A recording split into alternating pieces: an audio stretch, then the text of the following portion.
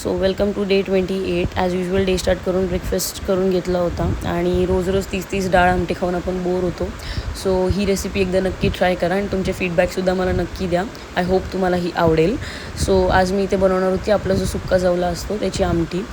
तर त्यासाठी इथे मी 2 रॉ टोमॅटोज, अनियन, थोडेसे धने म्हणजे अप्रॉक्स 1 to 2 टीस्पून आणि एक ओलं खोबऱ्याची अर्धी वळी घेतली होती आणि थोडीशी लाल मिरची आणि लसूण भिजवून त्याची पेस्ट करून घेतली होती आणि हे सगळं मिक्स करून मी त्याची छान फाईन पेस्ट बनवून घेतली. त्यानंतर मी जो सुक्का जवला असतो तो छान ड्राय रोस्ट करून घेतला आणि थोड्या वेळ पाण्यामध्ये भिजत ठेवला होता.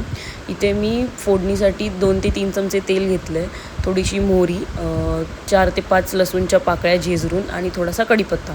त्याची तेलामध्ये छान तडतडल्यानंतर त्यामध्ये जी मी फाईन पेस्ट करून घेतली होती ती ॲड केली आहे आणि इथे मी पाणी माझ्या कन्सिस्टन्सीच्या हिशोबाने घातलं. तर तुम्हाला जेवढी कन्सिस्टन्सी हवी असेल त्या हिशोबाने पाणी ॲडजस्ट करू शकता. एक उकळी आल्यानंतर जे आपण भिजत घातलेला जवला होता तो थोडंसं स्क्वीज करून त्यातलं पाणी काढून आपल्याला यात ॲड करून घ्यायचं आहे.